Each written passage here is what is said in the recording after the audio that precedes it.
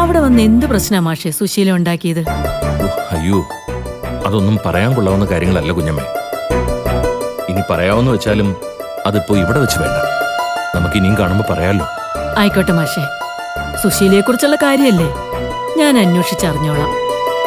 എങ്കിൽ മാഷെ ഒന്ന് പ്രാർത്ഥിച്ചാട്ടെ.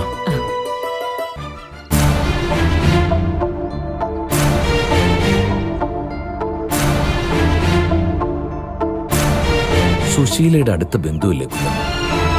അപ്പൊ പിന്നെ സുശീല പറഞ്ഞതിൽ എന്തെങ്കിലും സത്യമുണ്ടോന്ന് കുഞ്ഞമ്മയ്ക്ക് അറിയാൻ പറ്റിയേക്കും. കുഞ്ഞമ്മേ, എന്താ മാഷേ? സുശീല പഞ്ചരത്നത്തിൽ എന്തിനാ വന്നതെന്ന് ഞാൻ കുഞ്ഞമ്മയോട് പറയാം. എനിക്കതിന്റെ സത്യാവസ്ഥ ഒന്ന് അറിയണം. അത് ചിലപ്പോൾ കുഞ്ഞമ്മയ്ക്ക് എന്നോട് പറയാൻ പറ്റിയേക്കും. എന്താ മാഷേ? എനിക്കറിയാവുന്നതാണെങ്കിൽ ഞാൻ പറയാം.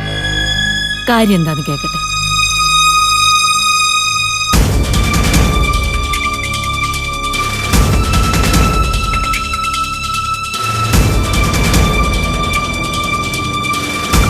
സ്വന്തം പറ്റ ഒരമ്മ സ്വന്തം കുഞ്ഞിന് വേണ്ടി തന്റെ ജീവൻ പോലെ എടുത്തു കൊടുക്കും. പക്ഷേ പെറ്റമ്മയല്ലാതെ ഒരാളത് ചെയ്യുവോ?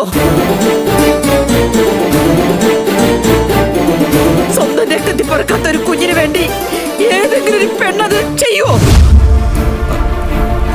അമ്മ, സുശീലേ, നീ എന്തൊക്കെ ഭ്രാന്തായി വിളിച്ചു പറയുന്നത്? ഭ്രാന്തല്ല മാഷേ, നല്ല ബോധത്തോടുകൂടിയ സുശീല പറയുന്നേ. ഇന്ദ്രൻ ഞാൻ പ്രസവിച്ച മകനല്ല.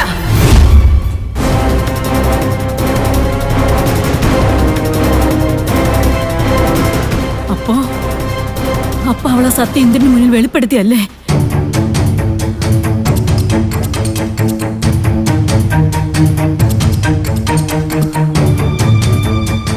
ഇത്രയും കാല രഹസ്യം അവൾ ആരും അറിയാതെ സൂക്ഷിച്ചിട്ട് പിന്നെ എന്തിനാണാവോ ഇപ്പൊ അത് വെളിപ്പെടുത്തിയത്?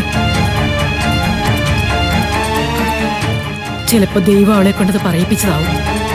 ഇനിയെങ്കിലും സുശീലയുടെ നീരാളിപ്പെടുത്തത്തിന്ന് ഇന്ദ്രനൊരു മോചനം ഉണ്ടാവുമല്ലോ. അപ്പോ ഇന്ദ്രൻ സുശീലയുടെ സ്വന്തം മകനല്ല എന്ന് പറഞ്ഞത് സത്യം തന്നെയാണോ കുഞ്ഞമ്മേ? അതെ മാഷേ, സത്യവ. ഞാൻ സാക്ഷിയാ അതിന്.